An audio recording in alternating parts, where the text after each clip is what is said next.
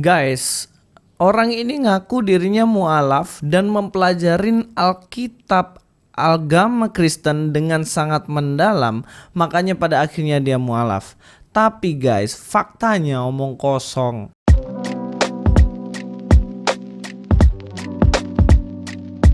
Assalamualaikum, selamat datang kembali di channel ini guys. Kali ini saya akan membahas permualafan lagi. Yang seperti biasa mereka membuat narasi seakan-akan mendalami agamanya dengan baik, dan kemudian saking baiknya mendalami agamanya dan kemudian dia meninggalkan iman Kristen.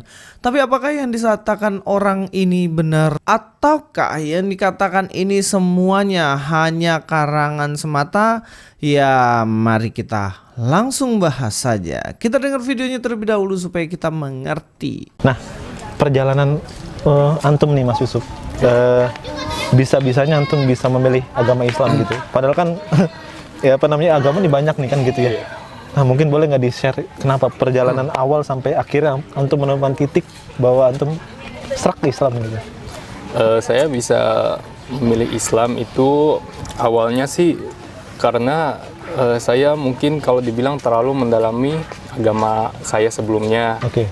Oke, di sini dia mengatakan bahwa dia masuk ke Islam karena dia terlalu mendalami agamanya yang sebelumnya.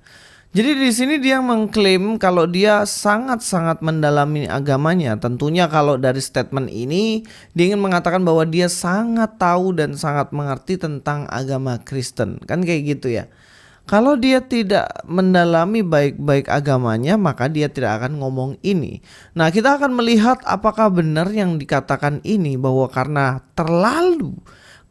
terlalu mendalami agamanya, kemudian dia akhirnya mualaf dan meninggalkan Kristen. Kita lanjut dulu videonya. Saya benar-benar berusaha supaya jadi seorang Kristen yang taat, dan alhasil saya malah menemukan sebuah kebenaran lewat belajar Alkitab. Ya, di sini dia mengatakan bahwa dia berusaha untuk menjadi orang Kristen yang baik dan mendalami Alkitab yang sangat-sangat dalam, dan kemudian akhirnya dia mengerti kebenaran.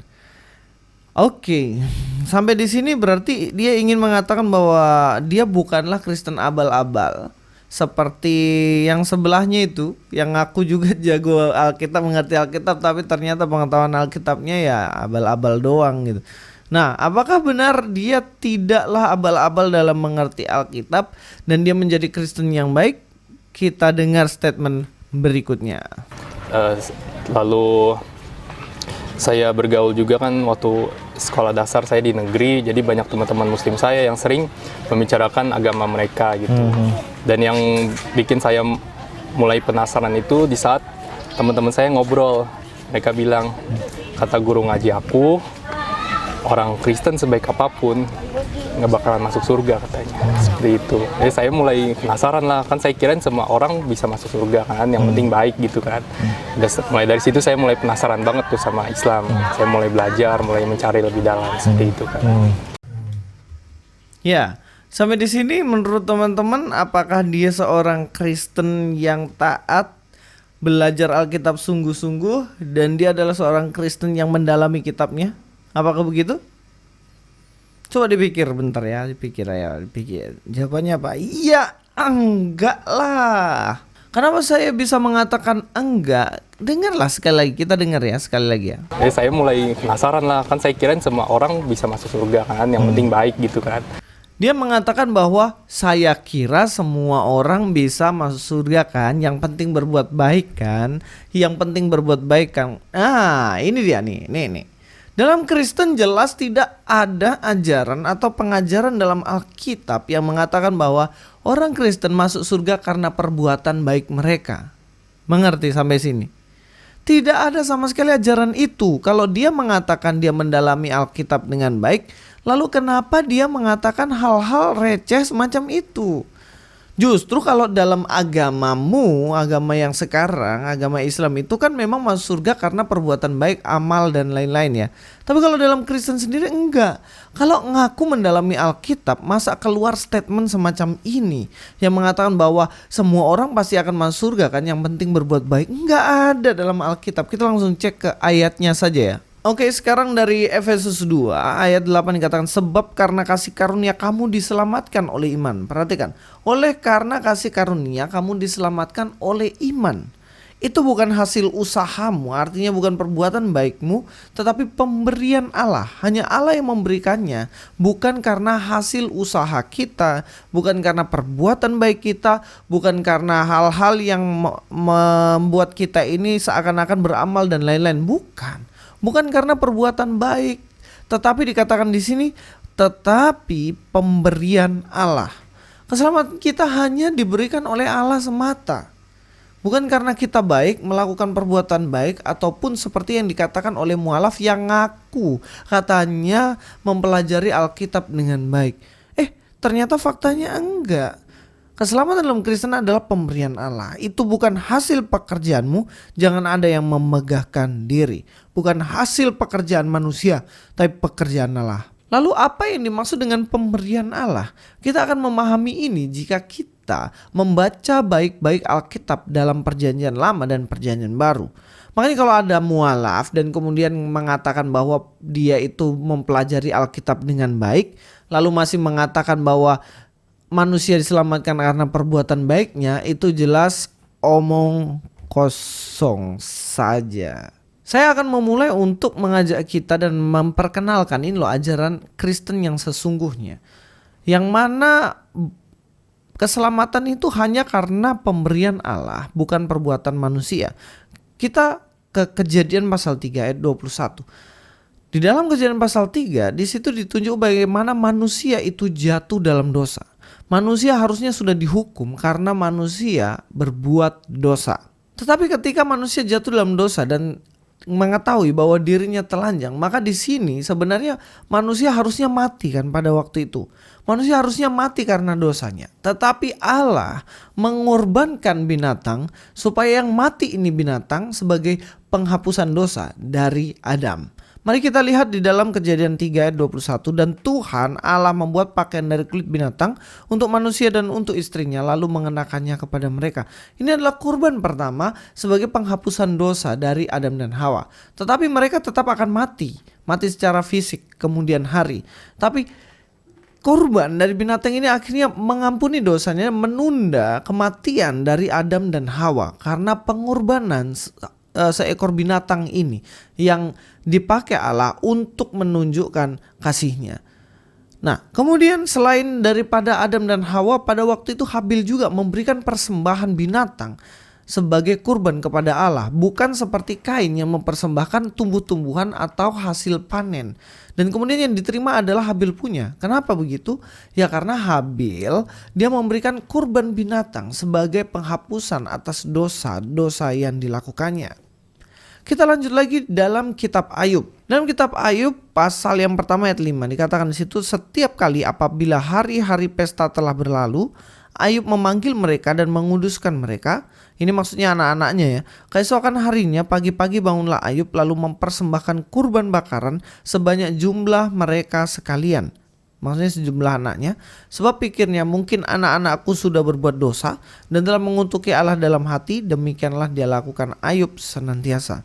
Jadi kurban yang diberikan Ayub ini adalah kurban untuk menghapuskan dosa-dosa dari anak-anaknya. Nah, kalau kita lihat di sini berarti memang kurban ini dipakai untuk penghapusan dosa. Harusnya manusia karena dosanya dihukum mati, pada akhirnya hukuman itu diberikan kepada binatang sebagai pengganti. Itulah kurban.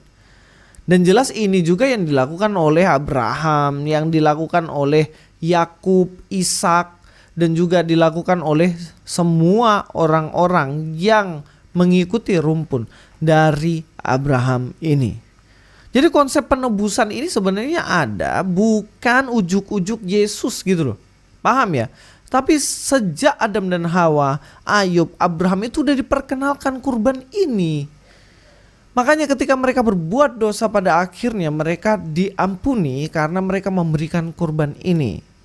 Tapi kalau konsep ini tidak dilanjutkan oleh agama yang ngaku dari Abraham, ya jelas ini hanyalah penyimpangan saja ya, bukan artinya benar-benar mengikuti Abraham yang memberikan kurban-kurban dan lain-lain. Dan ini akhirnya dituliskan dalam sebuah aturan, dilegalisasikan, dibuat aturan ketika ada hukum-hukum dalam perjanjian lama. Kita akan lihat dalam kitab Imamat. Dalam kitab Imamat pasal 4 ayat pertama dikatakan, Tuhan berfirman pada Musa, katakanlah kepada orang Israel, apabila seseorang tidak dengan sengaja berbuat dosa dalam sesuatu hal yang dilarang Tuhan dan ia memang melakukan salah satu daripadanya. Dikatakan sini jika ada orang yang berbuat dosa. Nah, nanti kitab Imamat semuanya teman-teman cek aja, pasti semuanya berbicara mengenai kurban. Di sini ada orang berbuat dosa, lalu apa yang harus dilakukan? Di ayat 3 dikatakan, maka jikalau yang berbuat dosa itu imam yang diurapi sehingga bangsanya turut bersalah, haruslah ia mempersembahkan pada Tuhan karena dosa yang telah diperbuatnya itu seekor lembu jantan muda yang tidak bercela sebagai kurban penghapus dosa. Jadi binatang itu sebagai kurban penghapus dosa. Barang siapa yang memberikan kurban itu harusnya dirinya yang mati nih, sekali lagi. Harusnya manusia yang berdosa itu yang mati, pada akhirnya ditimpakan kepada binatang itu sebagai kurban, sebagai istilahnya dia yang mati, bukan manusianya. Nah, sistem inilah yang diperkenalkan oleh Tuhan kepada bangsa Israel sebagai pengorbanan dan penghapusan atas dosa. Dan inilah yang digenapi oleh Yesus Kristus ketika dia mengorbankan dirinya.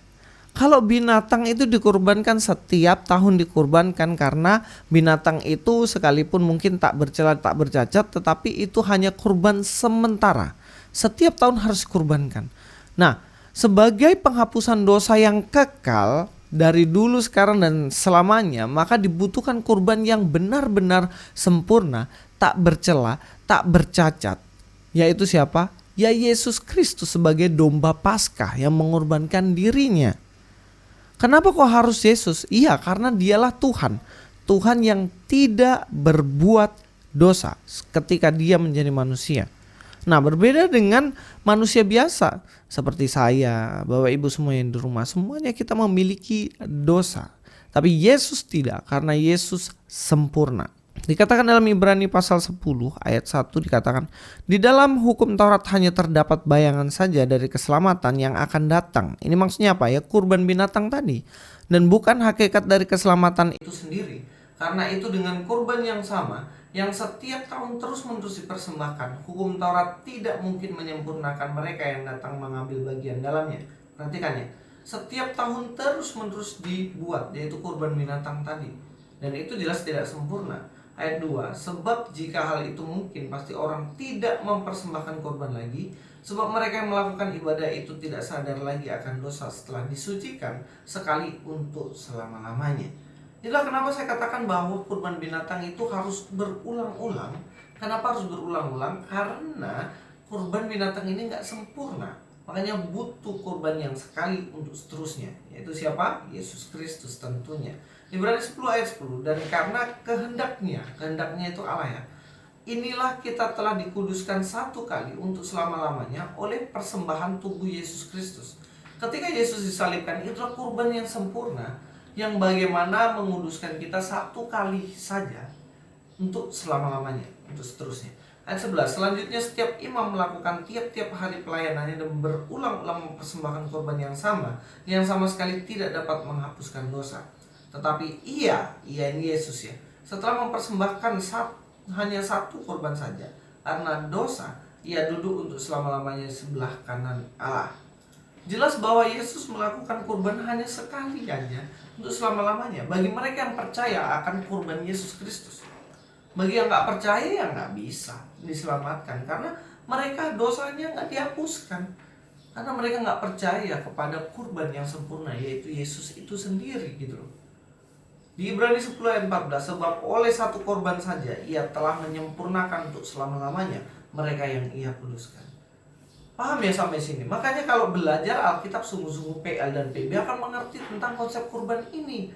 Bukan malah ngomong, ya saya pikir semua orang diselamatkan karena setiap orang yang baik pasti diselamatkan. Itu bukan ajaran Kristen, dan kalau itu kamu bilang kamu belajar baik-baik tentang Alkitab, itu omong kosong bos. Yang jujur itu, bahwa saya masuk ke agama Islam karena saya nggak mengerti apa-apa tentang Alkitab saya, gitu, itu jujur. Jangan sok-sokan seakan-akan tahu agama sebelumnya padahal nggak ngerti apa-apa. Ibrani 8 ayat 1, inti segala yang kita bicarakan itu ialah kita mempunyai imam besar yang demikian, yang duduk di sebelah kanan tahta yang maha besar di surga. Siapa dia? Yesus Kristus. Dia adalah imam sekaligus dia adalah korban. Teman-teman tahu dalam PL ya, cara beribadahnya adalah memberikan kurban binatang yang dipersembahkan oleh imam. Nah, imam saja yang boleh menyembelih dan kemudian dipersembahkan pada Allah sebagai penghapusan dosa manusia. Nah, di sini Yesus yang adalah imam, dia juga kurban secara perfect, secara sempurna, secara tak bercacat. Dia ini pada akhirnya menjadi penebusan akan dosa kita. Inilah kekristenan yang sejati. Dan marilah kita menjadi Kristen sejati, belajar Alkitab sungguh-sungguh, PLPB nggak boleh dipisahin. Dan kemudian saya yakin jika kamu belajar sungguh-sungguh tentang Alkitab, nggak akan kamu pernah tinggalkan iman kamu. Kita harus menjadi orang yang mencari kebenaran ya, bukan menjadi orang yang super baperan gitu. Sampai ketemu di video selanjutnya. Luis Prasetyo di sini. God be with you all.